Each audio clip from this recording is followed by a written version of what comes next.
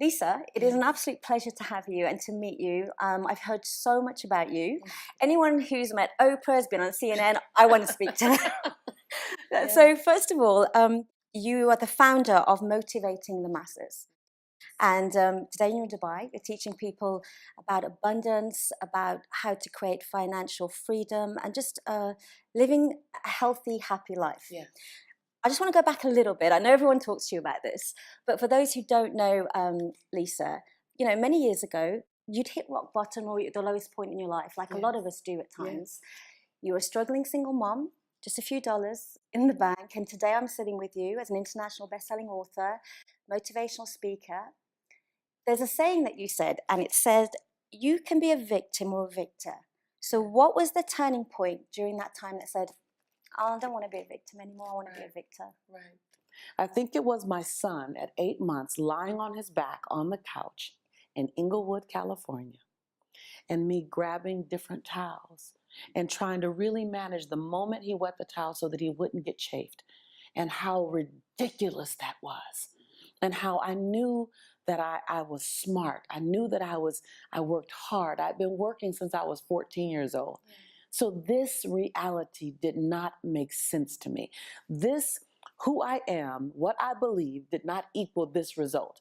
And so really in that moment, I had come up with enough is enough. I didn't know how to change it yet. Yeah. So people want to connect I'm done with this life with the what do I do? Wait, first, be done. So the first stage I had to do is to go, okay, I'm willing to get as far away from this life as possible. I don't know where I'm going yet. I don't know how I'm gonna get there yet. A lot of times people are looking for the how to determine the what. I really want you to get that. I didn't know the how. That's the void, isn't it? Listen, and most people will never choose the what they want because they need to know the how too soon, too quick. I didn't know the how. All I knew was lack and scarcity. My family had a lot of love. We were abundant in love. We were abundant in spirituality. We were a loving, praying family. But money, success, and wealth was like no habla español. I said, I'm willing to give up everything I have, every comfort, every familiarity. I want you to get this because we always want to stay familiar. Yeah. We want to stay in a familiar, comfortable environment. Well, I acknowledge this environment is only familiar. It's not comfortable. And I was willing to go somewhere, to be quite honest with you, I went into environments where no one looked like me. Those environments that we stay away from. I went into environments where I was the only person of color. I was the only woman.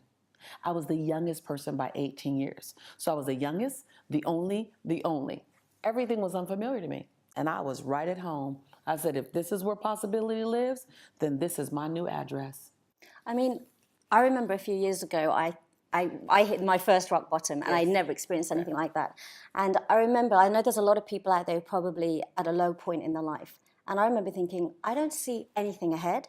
I don't even know if I want to be here anymore. I don't know what everything. And I couldn't see any light at the end of the tunnel. I was so stuck in that, fear and everything.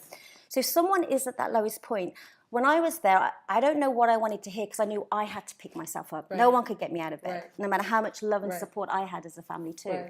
What do you think you would have loved to hear from somebody at that lowest point? So if someone's watching now, it might give them a little breath of life. You know?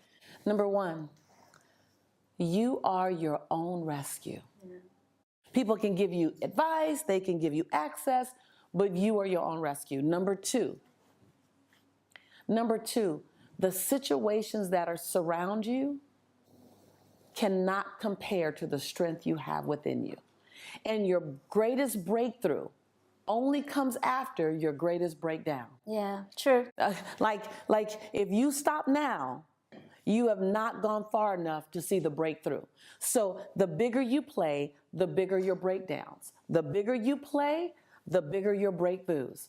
But every great breakthrough is preceded by a breakdown.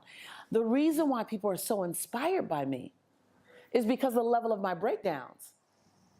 I want to say that, like, worldwide, people are inspired by me. It's because of my breakdowns, because the story wouldn't be as sweet I feel those kind of breakdowns are part of your soul evolving into something even greater. Oh my God, you never get resiliency out of peace of mind, pie in the sky. Your resiliency, your determination, your conviction, and your faith, they all come out of chaos. They all come out of disruption. They all come out of a defining moment when you had to make a decision that I am greater than this circumstance. All of those juicy things that keep you going, even a butterfly, you look at these butterflies, and you look at this beauty and the wings and the color, and you realize that a butterfly is, as a caterpillar, they're struggling to get out of that cocoon, struggling. And if you cut the cocoon to eliminate the struggle, the butterfly lives and dies without ever flying, because it's in the struggle out of the cocoon that the butterfly builds the muscles and the wings.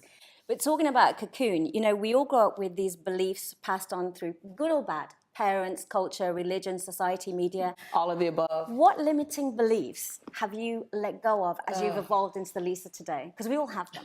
Oh my God. Just list the top three. Right, the top three, right? Because there's the belief as a woman. Yeah. There's a belief as an African American, a person of color. There's a belief as a Christian. There's a belief as a born and raised in South Central Los Angeles. Yeah. There's like and. So the top three beliefs, number one was abundance isn't for people like me. Wow. Number one. And you got that from what, just growing up in the family or people around you? And my faith, you know, being raised in a Baptist church as a Christian, it was money is the root of all evil, and wealthy people are stingy, and suffer now and get your abundance in heaven, and nothing said abundance now and I'm a good person of God. Nothing said that. The second belief system was that I had to overcome is, regardless of what my mistakes were in the past, my past does not equal my future. And then the third belief system I had to overcome was, I get to press restart 1,000 times. So finally, you motivate the masses. How do you motivate yourself every day? Is there a daily ritual you have or a mantra that we could all learn from you?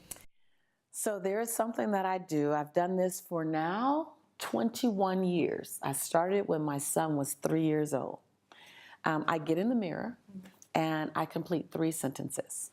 And I say my name first. So which camera should I look at so that you... This one. All right. So this is what I want you to do today. If you're really in the life transformation business of yourself, because I always believe you have to transform self first and then let others be a byproduct or be inspired by what you've chosen to do. So I look in the mirror every day, 21 years and going, and I complete 3 different sentences. And the first sentence, I always say my name first. So say your name first. So I say, Lisa, I'm proud that you. And I find 7 different things to be proud of myself for. Lisa, I'm proud that you made it to the plane in time to get to Dubai. Lisa, I'm proud that you raised a great son that's going to be a great husband. Lisa, I'm proud that you spoke kindly to yourself today. Lisa, I'm proud that you fed your body fuel versus toxic energy. So find 7 things to celebrate myself for. We are under-celebrated. We're waiting for others. You're waiting for others to celebrate you. Celebrate yourself first and it'll become a ripple effect. So the first sentence is, I'm proud that you. The second sentence is a little harder, but it's necessary. Cutting the shackles to blame, shame, guilt, and regret. The second sentence is, Lisa, I forgive you for. I do it every day.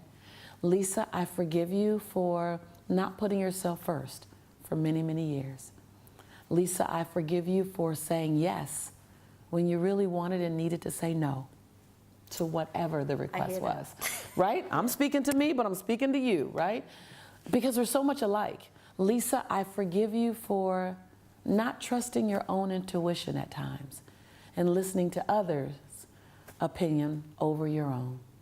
7 different things that you forgive yourself for, so you can cut those shackles. Those shackles, we're dragging shackles of blame, shame, guilt, regret, and anger around. I kept saying this morning to my assistant, production assistant, I said, I have baggage, suitcases all the time in my head. You can't see them, but they're there. Yeah. And so every day, do this. I will. I've done this for 21 years, and I can walk into a room and I feel fresh and present. You feel lighter. Yeah. Yes. The last sentence, because we commit to other people more than we commit to ourselves.